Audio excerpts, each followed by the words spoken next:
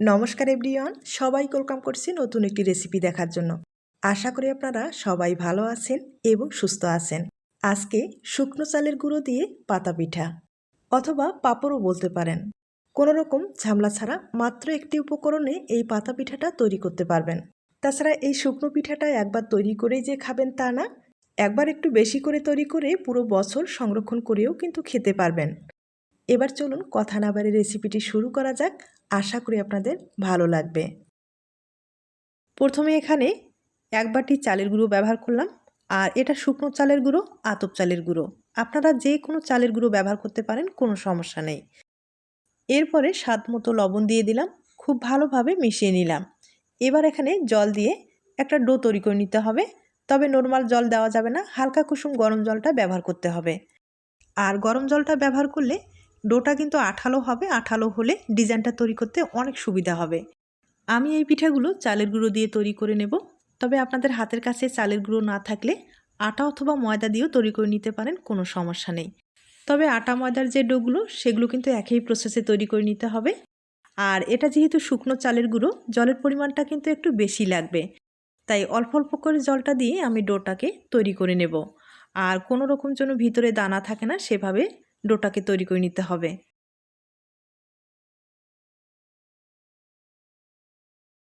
তবে ডোটা চামচের সাহায্যে তৈরি করলে হবে না, হাত দিয়ে ভালোভাবে মথে নিতে হবে। আর একটু সময় নিয়ে ভালোভাবে মথে নিলে ডোটা কিন্তু খুব ভালোভাবে তৈরি হবে। কিছু সময় আমি কিন্তু হাত দিয়ে ভালোভাবে মথে নিলাম। আর আমার মনে হয় ভিতরে কিন্তু এখনও অনেকটা দানা রয়ে গেছে। দানা থাকলে ডিজাইনটা তৈরি করতে সমস্যা হয়ে যাবে। তার জন্য যেটা করতে হবে, একটা চালনির সাহায্যে আমি চেলে নিব। আর চেলে নিলে ডিজাইনটা তৈরি করতে কোনো রকম সমস্যা হবে না, খুব ইজিভাবে ডিজাইনটা তৈরি করে নিতে পারবেন।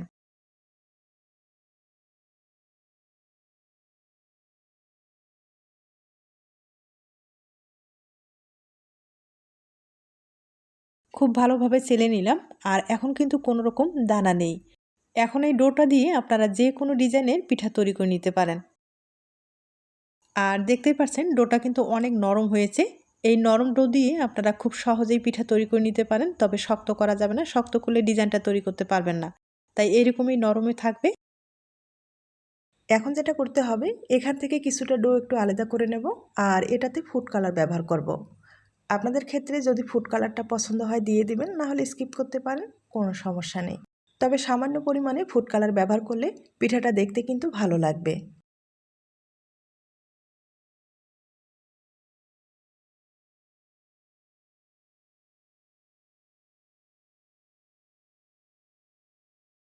ডোগুলো আমি রেডি করে নিলাম। এবার প্লাস্টিকের ব্যাগে ডোগুলো ঢুকিয়ে নিতে হবে। আপনারা চাইলে কিন্তু সিরিঞ্জের সাহায্যেও খুব সহজেই পিঠাগুলো তৈরি করে নিতে পারেন। আর যদি সিরিঞ্জ না থাকে সেক্ষেত্রে কিন্তু প্লাস্টিকের ব্যাগটা ব্যবহার করতে পারেন। সিরিঞ্জ দিয়ে পিঠাগুলো তৈরি করলে কিন্তু খুব সহজেই আপনারা তৈরি করতে পারবেন এবং ডিজাইনটাও ভালো আসবে, দেখতে ভালো লাগবে। আর একান্তই যদি না থাকে সেক্ষেত্রে কিন্তু প্লাস্টিকের ব্যাগে ঢুকিয়ে খুব সহজেই ডিজাইন তৈরি করে নিতে পারেন।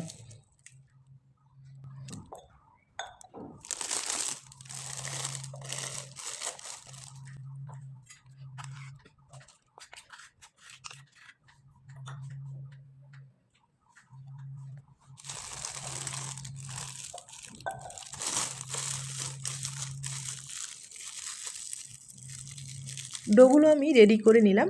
এবার ডিজাইনটা তৈরি করে দেখিয়ে দিচ্ছি। আর ডিজাইনটা তৈরি করার ক্ষেত্রে এখানে আমি পেপারে ছোট্ট একটা পাতা শেপে আমি আর্ট করে নিলাম। আপনারা চাইলে কিন্তু আপনাদের পছন্দ মতো যে কোনো পেপারে একটা আর্ট করে এভাবে ডিজাইনটা তৈরি করে নিতে পারেন। তাইলে কিন্তু আঁকা বাঁকা হবে না, খুব ইজিভাবে ডিজাইনটা তৈরি করা যাবে এবং পিঠাটা বা পাঁপড়টা দেখতে ভালো লাগবে। আর আমি কিন্তু এখন ডিজাইনটা তৈরি করে দেখিয়ে দিচ্ছি। আপনাদের পছন্দ হলে খুব সহজেই এই ডিজাইনটা তৈরি করে পিঠা বানিয়ে নিতে পারেন।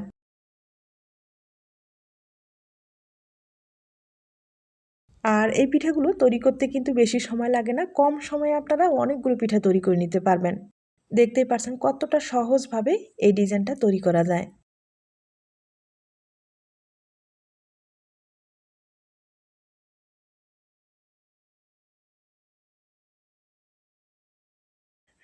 আমি একটা পিঠা তৈরি করে নিলাম।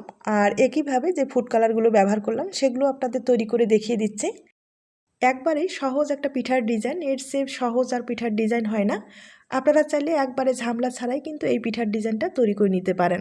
আর আমি যেহেতু এখানে আতপ চালের গুঁড়োটাই ব্যবহার করলাম, আপনারা চাইলে সিদ্ধ চালের গুঁড়োটা ব্যবহার করতে পারেন, অথবা সিদ্ধ চাল ভিজিয়ে পাটায় বেটে কিন্তু খুব সহজেই এই পিঠার ডিজাইনটা তৈরি করে নিতে পারেন।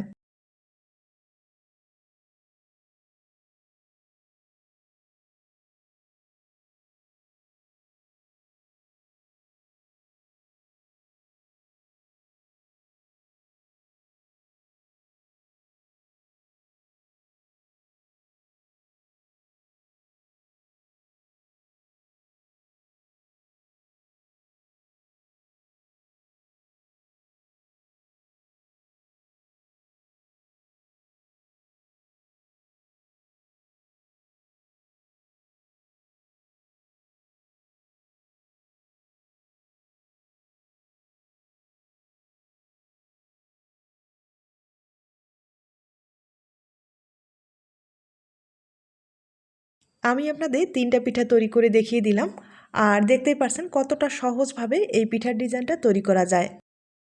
তাই বলছি, ঝামেলা ছাড়া যদি পিঠার ডিজাইন আপনারা তৈরি করতে চান, সেক্ষেত্রে এই পাতা শেপের ডিজাইনটা তৈরি করে নিতে পারেন একবারে কম সময়ে।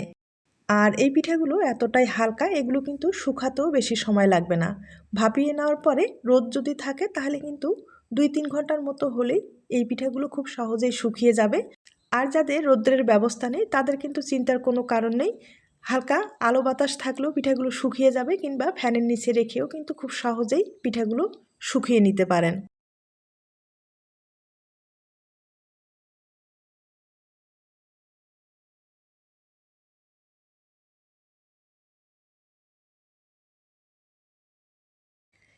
আমি আপনাদের কয়েকটা পিঠা তৈরি করে দেখিয়ে দিলাম, আর এই পিঠাগুলো কিন্তু ভাপিয়ে নিতে হবে। এবার আপনাদের চুলায় নিয়ে যাচ্ছি, পাত্রে আগে থেকেই জল বসিয়েছি, জলটা কিন্তু ভালোভাবে বলক নিয়ে আসতে হবে। এই পর্যায়ে আমি কিছুটা পিঠা দিয়ে দিলাম, আর এগুলো পিঠা ভাপ দিতে বেশি সময় লাগবে না, 30 সেকেন্ড অথবা 40 সেকেন্ড হলে খুব সহজেই ভাপিয়ে নেওয়া যায়।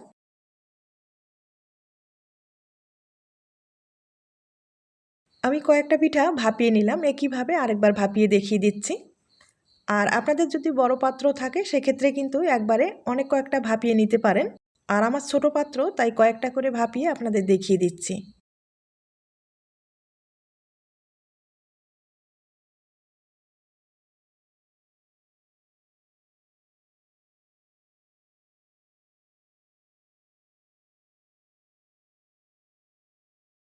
আমি একইভাবে অনেক কয়েকটা ভাপিয়ে নিলাম, তবে এখনও ভাপিয়ে নেওয়ার অনেক বাকি রয়ে গেছে, আমি পরে ভাপিয়ে নেব। যে কয়েকটা হয়েছে সে কয়েকটা আপনাদের দেখিয়ে দিচ্ছি। আর দেখতেই পাচ্ছেন কতটা সহজভাবে প্লাস্টিক থেকে আলাদা হয়ে যায়। তবে হ্যাঁ, আমি কিন্তু প্লাস্টিক ব্যবহার করলাম, আপনাদের যদি পাতার ব্যবস্থা থাকে সেক্ষেত্রে কিন্তু পাতায় ভাপিয়ে নিতে পারেন। আর আমার কিন্তু পাতার ব্যবস্থা ছিল না, তাই প্লাস্টিকে আপনাদের ভাপিয়ে দেখিয়ে দিলাম।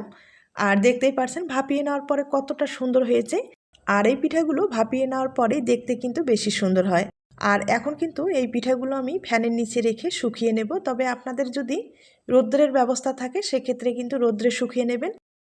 আর এতটাই হালকা এই পিঠাগুলো, আমি আবারও বলছি, রৌদ্রে শুকাতে কিন্তু বেশি সময় লাগবে না, হয়তোবা 2 হতে 3 ঘন্টার মতো হলে খুব সহজেই শুকিয়ে যাবে। আর ফ্যানের নিচে যদি আপনারা রাখেন সেক্ষেত্রে যদি রাত্রে রাখেন সকালে শুকিয়ে যাবে।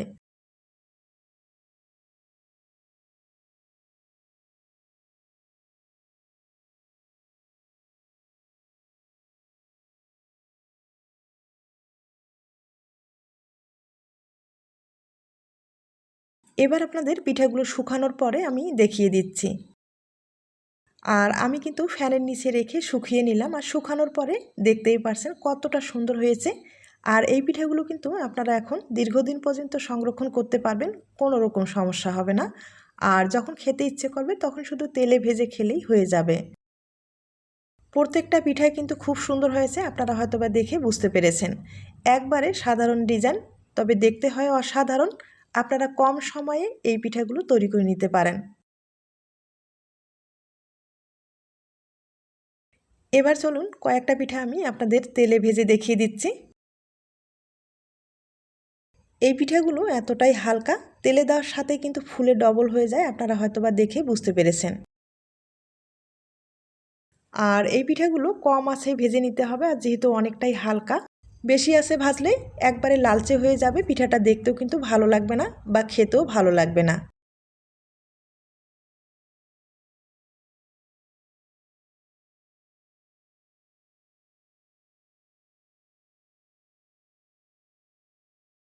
ভেজে নেওয়ার পরেও দেখতেই পারছেন পিঠার শেপটা কিন্তু খুব সুন্দর হয়েছে, কোনো রকম আঁকা বাঁকা হয়নি, দেখতে ভীষণ ভালো হয়। একবারে ঝামেলা ছাড়া এই পিঠাটা কিন্তু তৈরি করে নিতে পারেন। আর এই পিঠাগুলো ভেজে নেওয়ার পরে আপনারা চাইলে কিন্তু পিঠা হিসেবে খেতে চাইলে গুড়ের শিরা অথবা চিনির শিরা ব্যবহার করে খেতে পারেন, কিংবা পাঁপড় হিসাবে খেতে চাইলে আপনারা কিন্তু আপনাদের পছন্দ মতো মশলাটা ব্যবহার করে খেতে পারেন।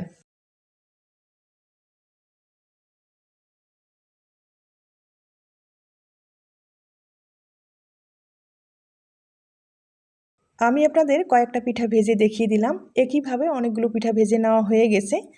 আর ভেজে নেওয়ার পরে আমি সামান্য পরিমাণে একটু চিনি ছড়িয়ে দেব, তাহলে পিঠাটা খেতে কিন্তু ভালো লাগবে। আর আপনারা চাইলে যদি পাঁপড় হিসাবে খেতে চান সেক্ষেত্রে আপনার পছন্দ মতো যে কোনো মশলা অ্যাড করে দিয়ে খেতে পারেন।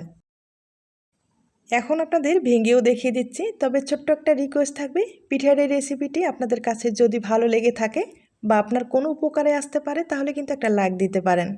আর পিঠাগুলো যতটা হালকা ততটাই কিন্তু মুচমুচে, আর এই পিঠাগুলো মুখে দিলেই মিলিয়ে যাবে। তাই দেরি না করে কম সময়ে এই ধরনের পিঠাগুলো তৈরি করে সংরক্ষণ করতে পারেন এবং যখন খেতে ইচ্ছে করবে তখন শুধু ভেজে আপনারা খেতে পারেন। একইভাবে আমি আরেকবার ভেঙে দেখিয়ে দিচ্ছি, আর হয়তোবা দেখে বুঝতে পেরেছেন কতটা মুচমুচে হয়েছে।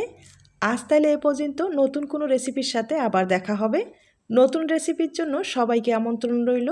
সবাই ভালো থাকবেন, সুস্থ থাকবেন এবং নিরাপদে থাকবেন। নমস্কার।